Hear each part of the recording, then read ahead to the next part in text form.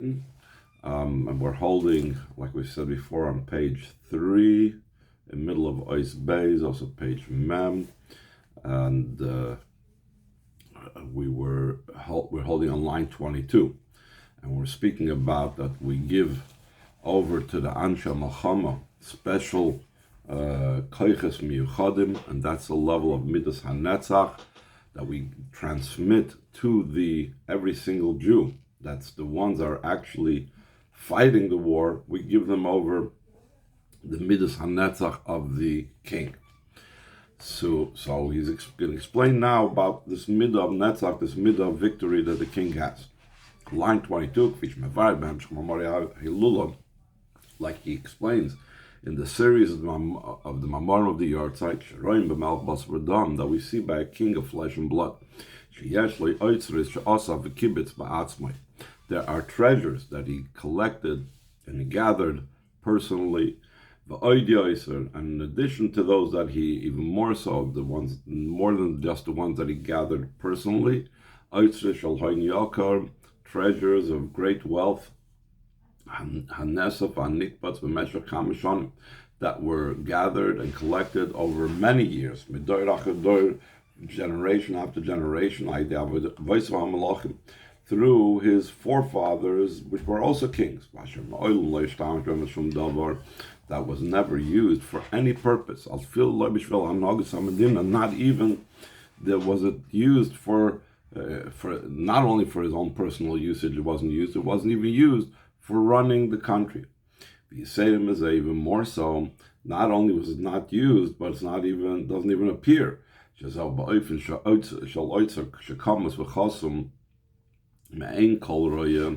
such a way of a closed off and sealed off and hidden treasure that no one can see it. Yet, despite that, when there's a matter that touches his midah of victory, it's a matter that the king invests himself entirely in it, to such a degree, like the Maimer says, that he even is willing to throw away his life for it. How he moving, so it's understood.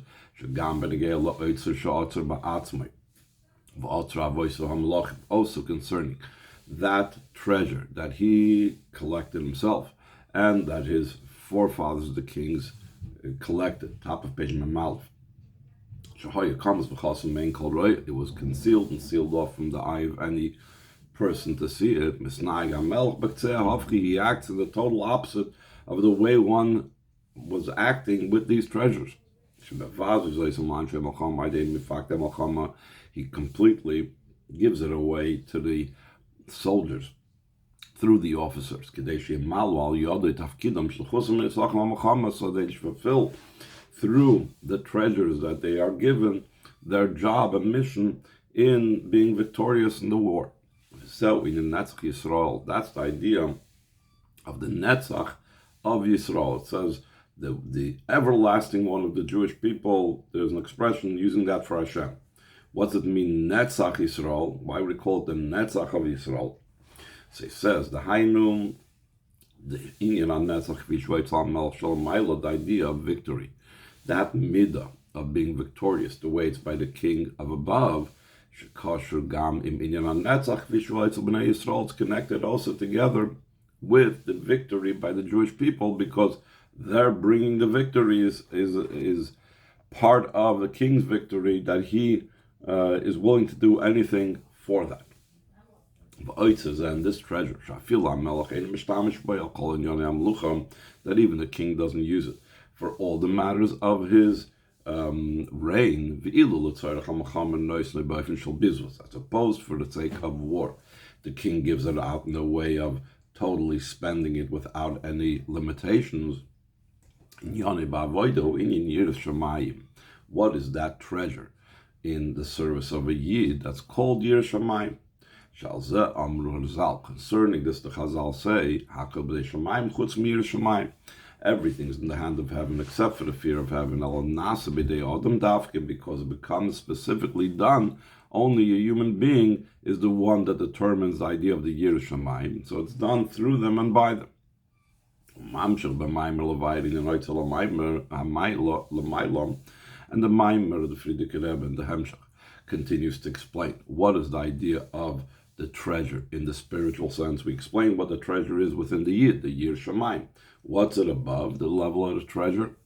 So he says, this is first by prefacing the explanation of Mashkosab Tikkun Zohar, what it says in Tikkun Zohar, Oirin Sof L'mayla Den Ketz L'mata Den Tachlis. The infinite light of Hashem goes up high to no end and below to no end. So now, after summing up everything in the first 15 oasis, the 15 chapters of the earlier Mamorim, so now he's going to go into chapter 16 of the Hemshech. Ois Gimel, line 17. And he continues to explain in Ois Tazayin of the series of Amorim of the Yard section, that this corresponds to this year. In other words, in Tafshin Memvav is the year of Perek Tazayin. Because every single year we study, we learn one chapter, one ois from the Hemshech of the Amorim that Friedrich Rebbe gave out for his Yartzeit. Until we come to the second cycle of the 16th year, then we return again and we learn the chapter 16 in a way of double for strength. In other words, this is the second cycle of when the Rebbe was learning with us chapter 16. Tafshin Chavav we learned last week, and now we're learning the Maimer of Tafshin Memvav. And the Maimer in the Friedrich Rebbe in Ois Tazayin, he's mechadish and adds and it goes into detail. In addition to what was explained earlier, before Ois Tazayin, in the topic of above to no end and below to no end,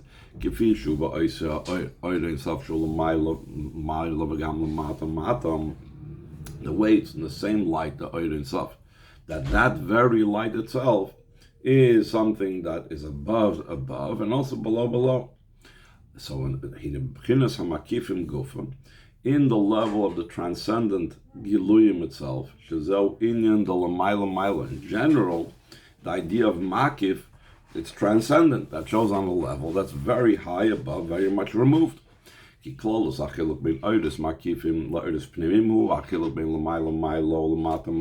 general difference between the transcendent lights to the oiris that are internalized is the difference between above and below.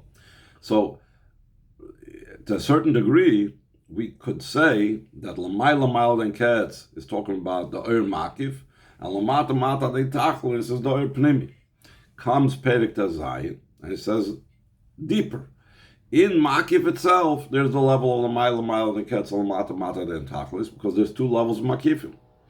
So therefore, Yeshnam, in the Makifim itself, Yeshnam Shnei, Yom L'mayla Den Ketz, L'mata Den Tachlis, Shem Shtei Bechinas Makif.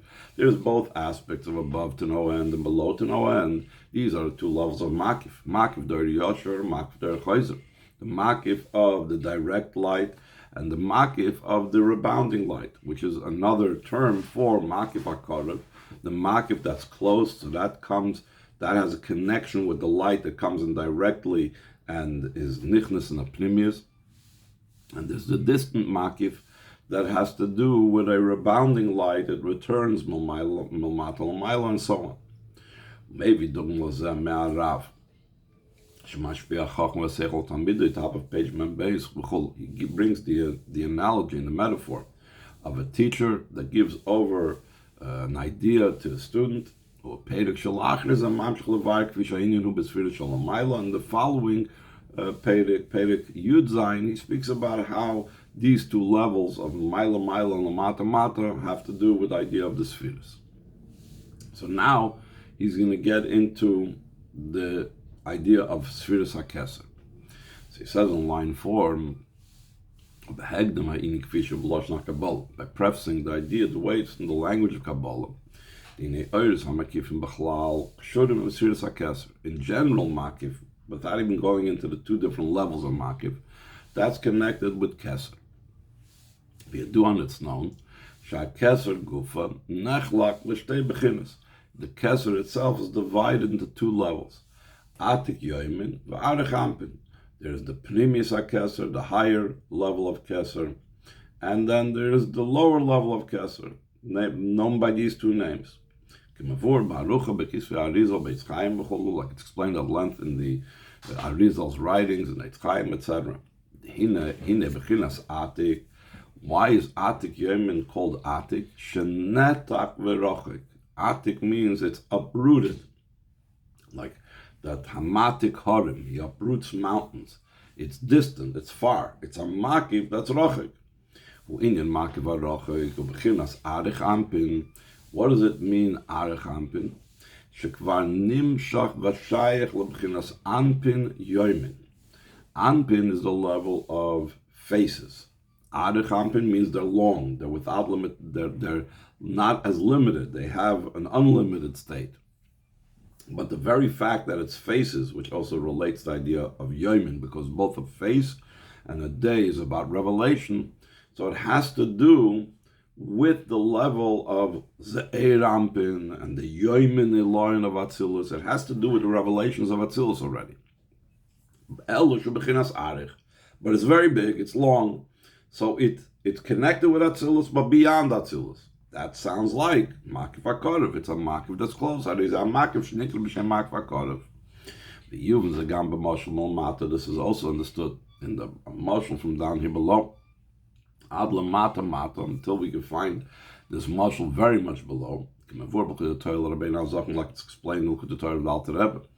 And the Rebbe says, V'ayin b'Sefer HaMitzvahs L'Admor Tzemach Tzedek, also in the Sefer HaMitzvahs of the Tzemach Tzedek, known as Derech Tzesecha, U'B'Siyim V'Chaysim Hemshech Mayim Rab L'Admor Marash, and also the conclusion of a series of Mamorim known as Mayim Rabim V'Derech Marash, Shinyonim L'Chatchila, but the idea of the Rebbe Marash is initially going over.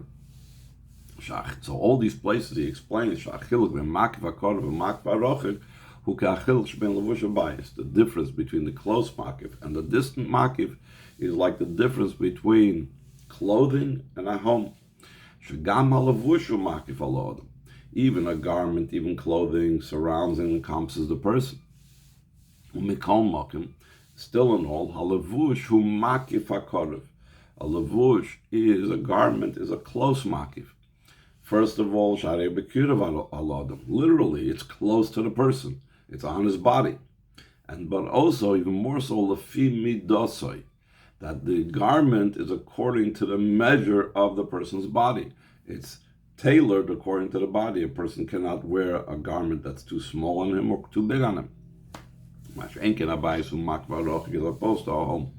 a distant makif. Makif al kol adim tzoyin boy. It encompasses and surrounds all of those that are found in it. So it's not corresponding to and measured, and it's not comparable according to the measure of the people or other things that are found in it. You don't say that a tall person needs a tall house and a short person needs a short house. It has nothing to do with the measure of the people. Similarly, there's the level of bias and levush, or makiv hakorav and makiv harochik, also in Torah. Like it's explained in the Hemshech of the Marash of Mayim Rabim, the bechinas bias, the level of bias, top of page Mem Gimel Shabbat He Torah Shabbat. That is talking about the oral Torah. The oral Torah is a very distant makif. Chazal say, Ani choyma zu Torah. I am a wall, and the Chazal say, what does this mean when it says in the pasuk, I am a wall that's going on Torah? It's not referring to Torah Shebeksav, that's a choyma. When it says that the Torah is called like a wall, that is talking about the oral Torah. So it's like a wall that surrounds and encompasses a location, a building, etc. V'arei Torah sheba'al hu halachos she'inyanam hu halichos olam. The idea of Torah sheba'al is halachos. What's the idea of halachos? What's the meaning of halachos? It's from the word going in the world. Shenimshachim ba'olam. It applies and says how the Torah is to be applied in the world. It's in the way of distance. It's not in a way that the person is engaging in the world like a person does with a mitzvah, that they actually put on the film, put up the mezuzah, eat the food that's kosher, etc. It's at a distance from them. That's the distant makif. Now, in Torah itself, there is something that is called makif harochik and makif hakorev. With Torah sheba'al peh gufam, hu achiluk ben Talmud Bavli v'Talmud Yerushalmi. It's the difference between the Talmud Bavli, which means that the person is engaged in questions and answers and a whole lengthy discussion, versus Talmud Yerushalmi that gets straight to the point. That's like Or Chayzer and Or Yasher. Similarly, between these differences is also like the difference between someone that is a very sharp questioner to someone that's a very calmed type of resolution. He comes to the maskana. So one is the whole time being mefalful, the other one comes to clear explanations. That's like the Talmud Bavli versus the Talmud Yerushalmi. Is like it's brought down to the conclusion of the Sektas Haydiyos. Like it's explained in Shari Oida of the Middle Rebbe, Huva Bedrushi Purim. Shari Oida has Mamorim on Chanukah and Purim, and the Mamorim on Purim is Shachiluk B'neim Hu K'ma'achiluk Shebein Or Yashav Or Chayzer. That the difference between the two is like the difference between the direct light and the rebounding light. So he says that these two levels of makif hakorev and makif harochik, that is these two types of revelations. That Or Chayzer, that's Talmud Bavli, and Talmud Yerushalmi is Or Yashav. So he says in Ois Daled, he continues about this in line 13. This will be understood according to what's explained in the series of Mamorim of Tafresh Haim Beis, the second volume. According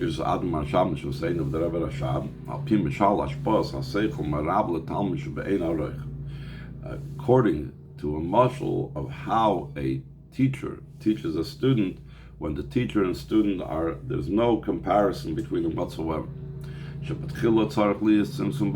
Initially, there has to be that the Rav constricts himself. He has to minimize his idea. That through that is found by the teacher himself the general type of idea that's associated with and has to do with the receiver. So first he has to find within his mind something that relates to the student.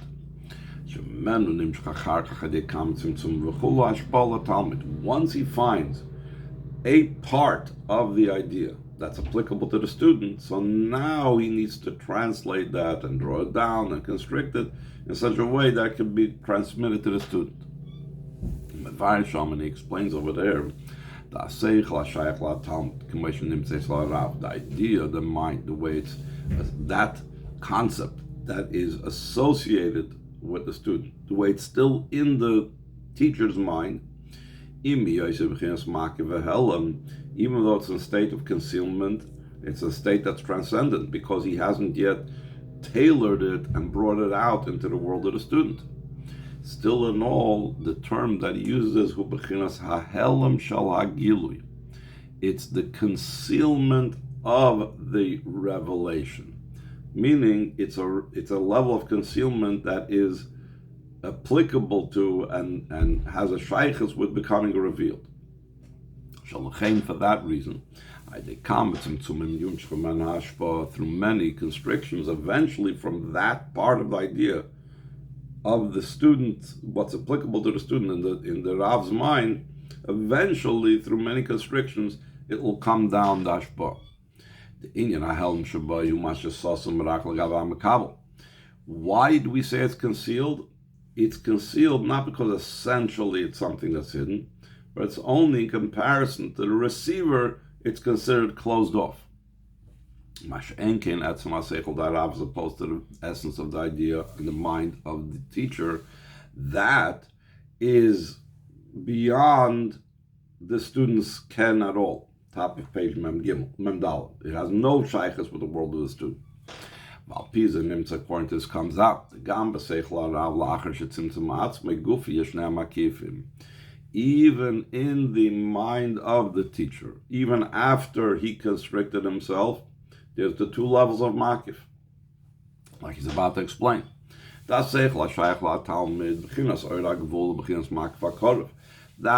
aspect of the idea that has some type of association, which is to the student, which is in the Ilmus al Yonim by the Eibusher, that would be Hashem's finite light. That's called a close makif. Makif d'Ori Yashar, that's the makif of the direct light. It's a makif that has already some connection with the light that's going to be internalized. And then there's a higher level of Etzem HaSeichel Darav, the very essence of the mind of the teacher. The level of the infinite light. When we're talking about the Eibishter, that's the distant makif. That's the makif, the makif of the rebounding light. And even more specifically, the Rebbe says, in each one of them, specifically, there's both levels of makif. The mekiv since the mind and the idea that has to do with the student is still part of the very essence of the mind of the Rav before he separated it.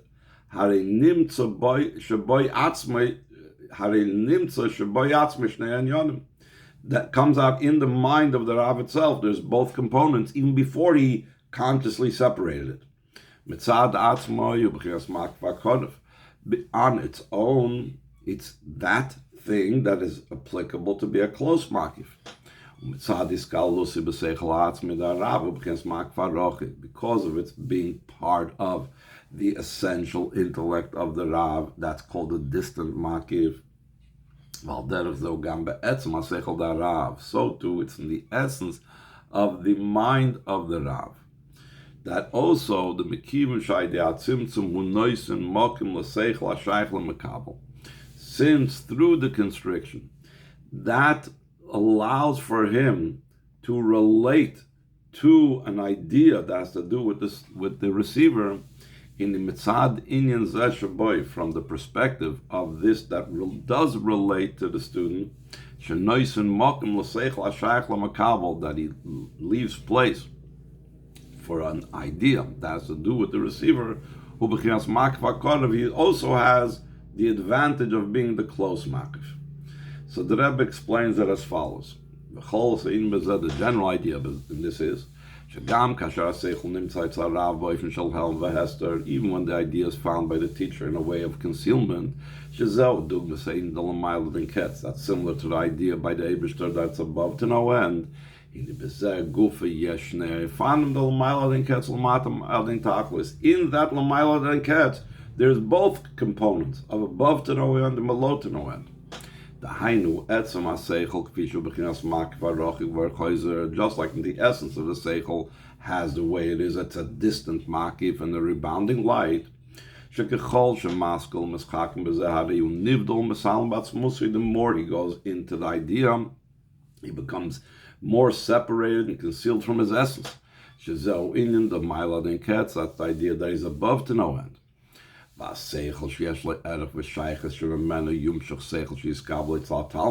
that part of the idea that has some type of association, that from it should come out an idea that will be received by the student, at least be received by the student in a transcendent way. That's the idea of below to no end, the way it's by the Rav himself. Let's conclude the Maimer. All this, the idea of the treasure that's transmitted to the soldiers,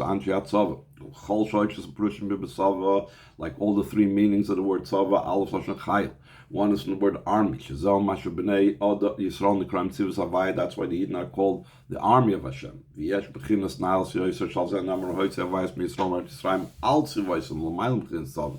There's a higher level. It says that Hashem took out the Bnei Yisrael from the land of Mitzrayim upon their tzivoisam, higher than tzava. But afterwards it also comes down in the level of tzava. In the Maimer Parshas Boy of that year, the Rebbe explains a little bit. Beis, another meaning tzava, lashon zman mugbal, a set time. Like it says, there is a set time for man upon this earth. This comes down in the categories and definitions of time and place. Like to explain that the conclusion of the first mimer of the series of the yard site, every person was given a limited time. Every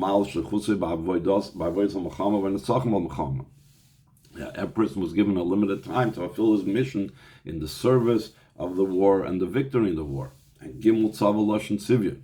Another meaning of Tzava is the word beauty and uniqueness. That all the creations Tzva'am were created to their unique and their special beauty. The ultimate beauty is when something is made up of multiple colors. What does that mean in our avodah? That's the intermingling of all the 10 different types of Jewish people. From your heads, your tribes, till your wood choppers and water carriers. So all these three things we affect the idea of victory. Until the total victory, in the true and complete redemption, a redemption that doesn't have any exile following it. Speedily in our days mamish. It came through Mashiach, He will come and redeem us and lead us upright to our land in our time, speedily mamish.